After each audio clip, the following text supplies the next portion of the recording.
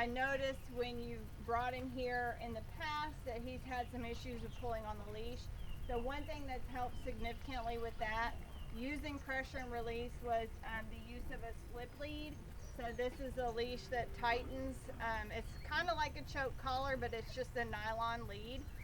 So it tightens whenever you pull on it, and it loosens up when you release the tension. So instead of walking him on a buckle collar, a flat collar, I have used this to get him to respond a little bit better to pressure. So if you set it right behind the ears, kind of high up on the head, you have a lot of control of his head over where he goes with it. So if I pull towards me, he's going to want to come towards me to relieve that pressure on his neck. And when he responds, I relieve the pressure. And then so I can just walk, and he will actually stay with me because he doesn't want to feel that tension on the lead.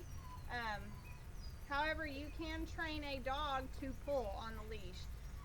So that's one reason why I don't use necessarily use collar pops.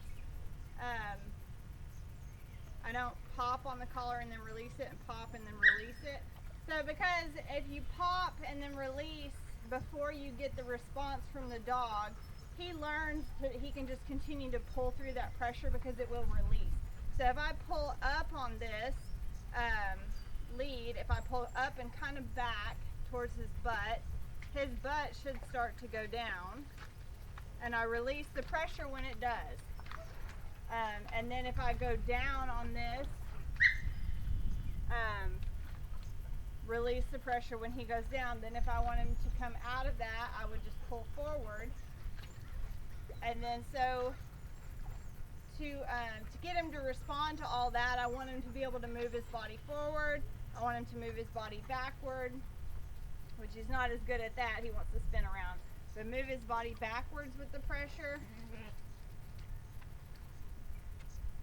And so see, that's a little confusing for him, but there he moved it back a little bit. So I'm going to release, and then I want him to be able to move his body side to side. So if I pull this way, and then release, and then if I pull this way and then release, and then that way he has an understanding of how to move his body in space to the response of the pressure that he feels.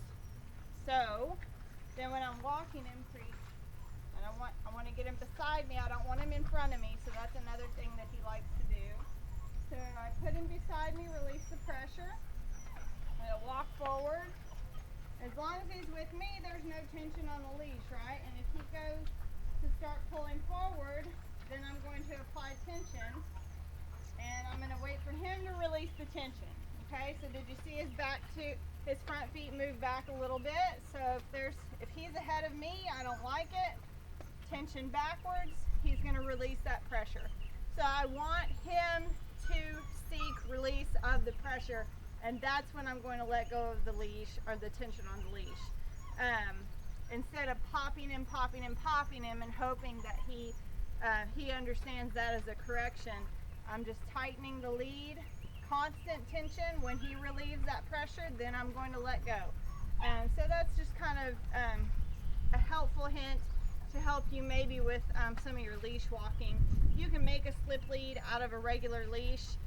If this had just a clip on the end and this was my handle, I could just feed the clip through the handle, like so.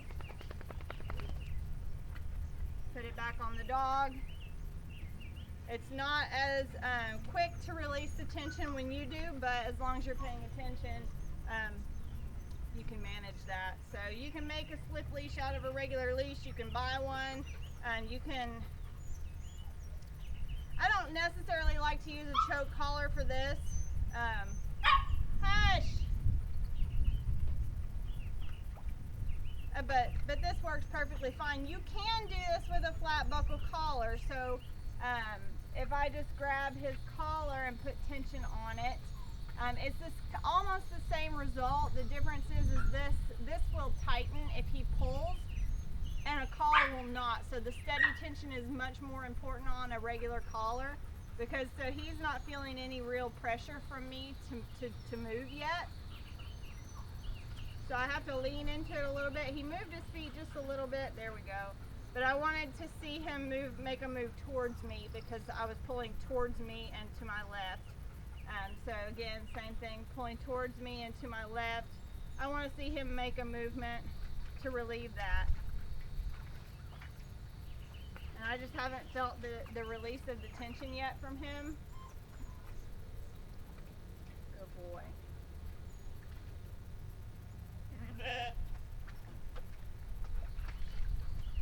So a lot of this stuff, again, and even stuff on the livestock, you have to learn how to feel the response that you want out of him.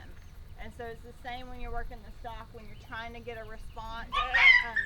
Using pressure, you want to feel him release pressure before you do. And it's the same thing for the cattle. When the cattle feel like he's applying pressure to them, when they relieve pressure on him, he should relieve pressure on them.